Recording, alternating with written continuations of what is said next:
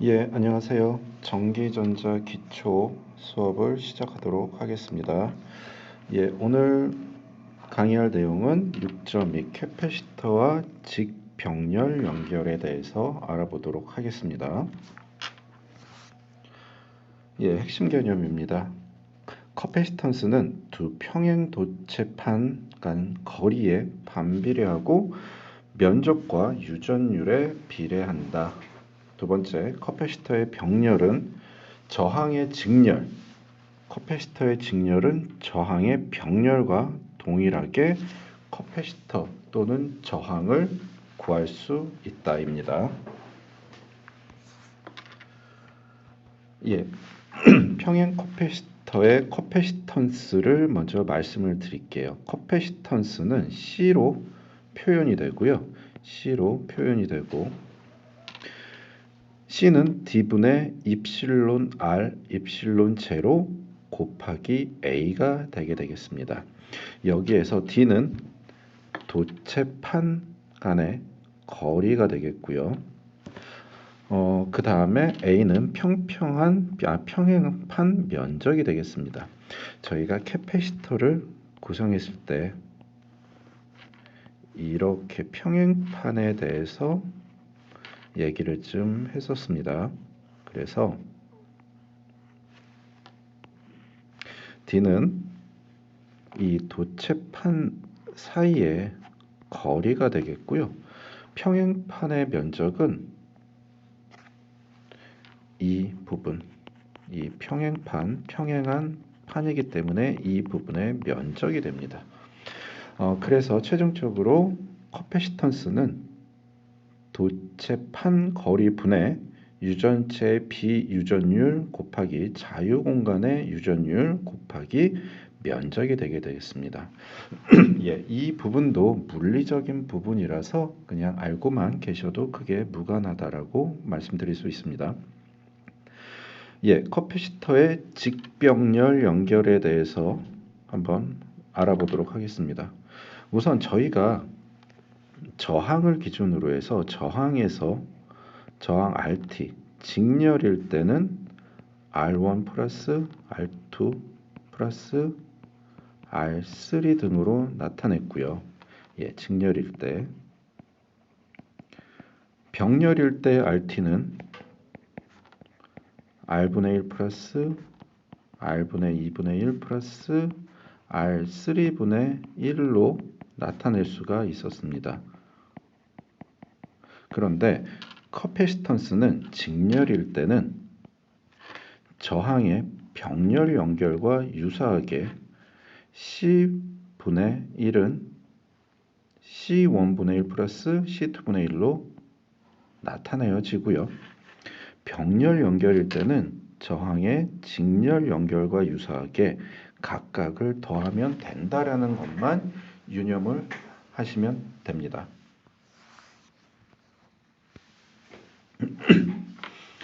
여기에서 복합 유전체 커패시턴스 유전체 직병렬 연결이라고 되어 있는데 우선 병렬 연결을 보시게 되면은 두 유전체를 둘러싼 평행판의 면적이라고 되어져 있습니다. 여기에서 그림을 보시게 되면은 병렬로 연결된 이 부분 하나 그리고 이 부분 하나가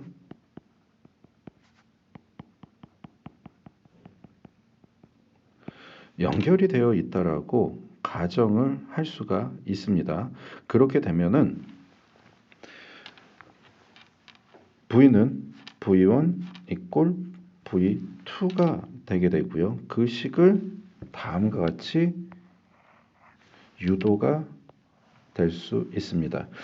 이 유도식은 조금 어렵기 때문에 이 유도식을 제외하고 실질적으로 직병렬에 대해서 뒤에서 제가 말씀을 좀 드리도록 하겠습니다. 이렇게 병렬 연결을 할 수가 있고요. 직렬 연결도 이렇게 두 개의 캐패시터를 연결할 수 있다라는 내용인 겁니다. 그러면 여기에서도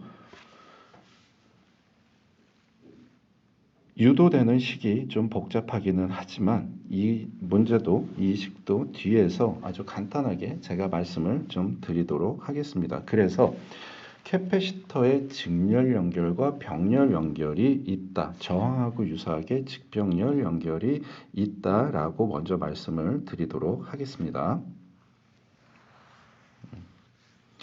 예, 이 부분을 보면서 말씀을 좀 드리도록 하겠습니다. 커패시터의 직렬 연결은 저항의 병렬 연결과 동일하다라고 얘기를 했습니다.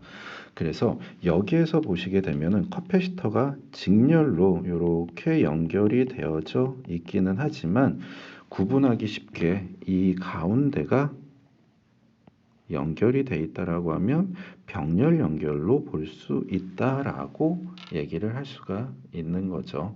그래서 직렬 연결은 커패시터의 직렬 연결은 C분의 1은 C1분의 1 플러스 C2분의 1로 나타낼 수가 있다. 여기에서의 전압도 V는 V1 플러스 V2로 나타낼 수가 있다. 반대로 병렬 연결에 있어서는 커패시턴스는 C1 플러스 C2가 되고요. V는 V1 이꼴 V2가 된다라는 겁니다. 그래서 저항에 대한 성분과 반대로 생각을 하시면 쉽게 풀릴 수가 있다라고 말씀드릴 수 있습니다. 예, 표 6-3을 보게 되면 저항과 커패시터의 직병렬 특성 비교로 되어져 있습니다. 저항에서는 직렬 연결일 때 전압을 전부 다 더해야 되는 반면 병렬 연결에서는 모든 전압이 동일하게 구성이 되어져 있었습니다. 반면에 저항에서 전류는 모든 전류가 동일하지만 병렬에서는 각각 분배되는 것을 우리가 예전에 배웠습니다.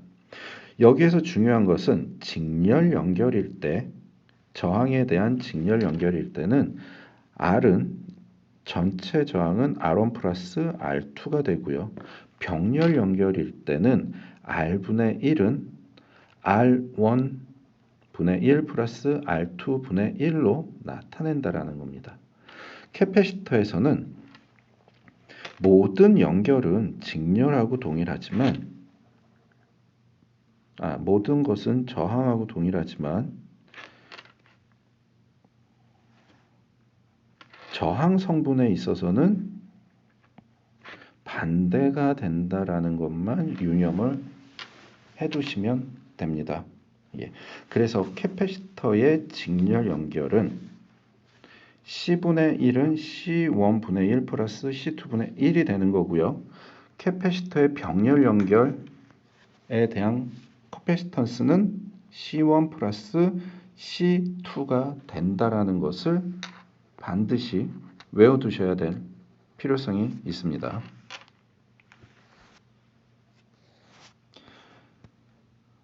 예, 그림 예제 6.2를 보면서 한번 보도록 하겠습니다.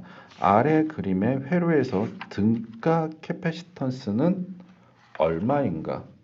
직병렬에 대한 캐패시턴스를 구하는 방법입니다. 그래서 얘를 계산을 해보면 이렇게 봤을 때는 직렬로 연결이 되어 있고요. 또 이렇게 보면은 이 부분은 병렬로 연결이 되어져 있습니다. 그러면 직렬부터 계산을 해보면 C1 플러스 C1 캐패시턴스 분의 1 플러스 캐패시턴스 분의 1은 C 토탈 1이 되겠죠. 그러면 얘를 다시 작성을 하면 CEQ CEQ라고 표현을 하겠습니다. 여기 EQ라고 되어 있으니 얘는 C1분의 1 플러스 C1분의 1이기 때문에 C분의 2가 되는 거고요. 여기에서 C 토탈이 역수로 되어 있으니 얘를 다시 역수로 바꿔주면 2분의 C가 됩니다. 그러면 저희가 직렬에 대한 계산은 끝났고 병렬에 대한 부분은 다시 커패시턴스 C만 더해주면 되기 때문에 얘를 계산을 하면 2분의 3C가 되네요. 왜? 얘는 2분의 2C로 얘기될 수가 있으니 2분의 3C가 된다. 예. 그래서 답은 2분의 3C가 됩니다. 여기에서 중요한 것은 커패시턴스는 저항과 틀리게 직렬에서는 병렬에서는 직렬처럼 계산을 한다라는 것을 다시 한번 말씀을 드리도록 하겠습니다. 예. 그 다음 캐패시터의 종류와 응용에 대해서 말씀을 좀 드리도록 하겠습니다. 예, 캐패시터는 모양, 유전체, 캐패시턴스 값에 따라 종류를 나눌 수가 있고요. 캐패시터에서는 등가적으로 캐패시턴스 외에 직렬 저항 값을 갖는다. 이 직렬 저항 값을 등가 직렬 저항 ESR이라고 표현을 하게 됩니다. 그림을 통해서 다시 한번 말씀을 드리면 캐패시턴스의 종류와 응용에 있어서 캐패시턴스는 F로 단위로 표시되고요. 페롯이라고 읽는다라고 얘기를 했습니다. 기능은 디커플링 기능, 바이패스 기능, 방전, 필터, 직류에 대한 차단이 이루어지고요. 모양으로는 원통, 디스크, 사각형, 그리고 사양에서는 전격 전압, 누설 전류, 등가 직렬 저항, 온도 안정성으로 이루어집니다. 그리고 유전체는 얼마만큼 에너지를 저장할 수 있느냐라는 것에 있어서는 세라믹, 전해, 필름 등을 사용하게 됩니다. 예, 그림을 통해서 캐패시터의 종류에 대해서 조금 더 말씀을 드리면 모양은 이와 같은 원통형 모양이 있고요. 동그랗게 생긴 디스크 모양, 그리고 여러 개의 어레이가 달려있는 사각형 캐패시터가 존재를 하게 됩니다. 그리고 유전체의 종류에는 세라믹 캐패시터, 그리고 전해질이 있는 전해 캐패시터, 그리고 필름 캐패시터가 있습니다. 이 필름은 우리가 알고 있는 그 필름처럼 유전체를 돌돌돌돌 말아가지고 사용하는 커패시터가 됩니다. 예. 그리고 커패시턴스의 값은 고정형과 가변형이 있습니다. 고정형 같은 경우에는 정해진 커패시턴스의 값이 있는 반면 가변형은 이와 같은 레버를 돌려가지고 커패시턴스의 값을 유전체의 크기를 변형시켜서 캐패시턴스의 값을 변화시킬 수 있는 종류입니다. 여기에서 캐패시턴스의 종류에 대해서 아주 간단하게 좀 짚고 넘어가도록 하겠습니다. 세라믹 캐패시터는 가장 일반적인 캐패시터고요.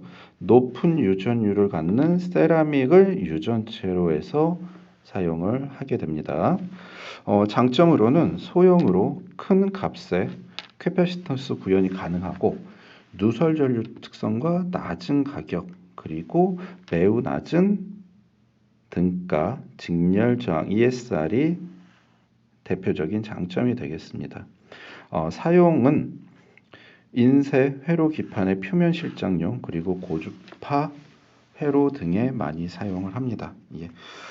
등가 직렬 저항에 대해 말씀을 드리면 이 부분은 교재 187페이지에 자세하게 설명이 되어져 있기 때문에 이 부분은 꼭 한번 읽어보시길 바라겠습니다. 캐패시터의 종류를 좀 더 이어가 보면 전액 캐패시터가 있습니다. 플라스틱 필름을 유전체로 한 캐패시터이고요. 극성이 없습니다. 그리고 매우 정밀한 값의 캐패시터를 구현할 수가 있습니다. 캐패시터에는 극성이 있는 캐패시터가 있고 없는 캐패시터가 있습니다. 그래서 회로 설계 시 극성이 있느냐 없느냐에 따라 회로를 구성을 해야 되겠죠. 특징에서 장점은 전액 캐패시터는 낮은 가격으로 큰 값의 캐패시턴스 구현이 가능하고요. 단점으로는 낮은 누설 전류 특성 및 낮은 파손 전압이 있습니다. 여기에서 파손 전압이라고 하게 되면은 전격 전압과 유사한데 캐패시터가 견딜 수 있는 전압 범위가 있습니다. 조금 더 높으면 높은 전압에서도 안전하게 사용할 수 있지만 이 범위가 매우 작다라고 하면 캐패시턴스가 터질 위험이 있습니다. 그래서 낮은 파손 전압을 갖고 있다라는 게 바로 그 의미로 설명드릴 수가 있습니다. 다음 필름 캐패시터입니다. 플라스틱 필름을 유전체로 한 캐패시터고요. 얘는 극성이 없고 매우 정밀한 값의 캐패시터를 구현할 수가 있습니다. 그리고 낮은 ESR, 적은 발열, 그리고 높은 전격 전압을 갖고 있습니다. 매우 정밀한 값의 캐패시터를 구현할 수 있기 때문에 다른 캐패시터에 비해서 고가다. 매우 가격이 비싸기 때문에 고가로 이 부분이 단점이 될 수 있습니다. 그 다음에 가변 캐패시터입니다. AM 라디오에서 튜닝 캐패시터로 사용되는 캐패시터고요. 수 피코페롯에서 수십 피코페롯까지 가변이 가능합니다. 고정된 도체판과 회전할 수 있는 도체판으로 구성되어 있고요. 이 회전판을 축을 위해 돌리면 도체판의 사이의 면적을 조절해서 캐패시턴스를 다양하게 구현할 수 있는 부분이 되겠습니다.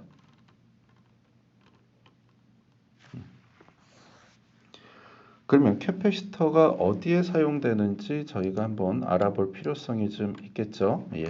캐패시터는 DC 블로킹 캐패시터, DC 전류의 흐름을 막고 AC 전류만 통과시키는 DC 블로킹에 대한 부분으로 사용이 되고요. 필터로 사용이 됩니다. 그런데 필터에서는 이 캐패시터만 갖고 사용하는 게 아니라 저항과 캐패시터 그리고 다음 시간에 배울 인덕터를 같이 결합해서 필터의 역할을 합니다. 그리고 캐패시터는 방전 소자, 충방전 소자입니다. 에너지를 충전했다 방전할 수 있는 소자이고요. 바이패스 캐패시터, 특정 부품과 병렬로 연결해서 특정 주파수만 통과시킬 수 있는 캐패시터를 사용하고 있습니다. 그 다음에 결합 캐패시터, 디커플링 캐패시터 이렇게 다양하게 사용이 되고 있습니다. 그러면 캐패시터에도 용량이라는 게 존재하는데 이 용량은 어떻게 확인할 수가 있느냐? 그래서 용량에 대한 부분을 확인을 해보면 세라믹 세라믹 캐패시터에는 다음과 같이 구성이 되어져 있어요. 2이라고 되어 있는 부분은 최대 전압치를 나타내고요. 104 제일 중요한 부분이죠. 104를 크게 표현해 보면 맨 마지막은 단위입니다. 단위. 그래서 10의 4승으로 구성이 되고요. 맨 마지막 숫자 앞에 두 자리 숫자 혹은 세 자리 숫자가 나타날 수가 있습니다. 얘는 크기를 얘기합니다. 그래서 104라고 하면 10 곱하기 10의 4승 피코페롯으로 나타나게 되죠. 이렇게 피코페롯으로 나타나게 되면은 매우 작은 값이 되게 되니까 얘를 저희는 0.1 마이크로페롯이라고 부를 수 있습니다.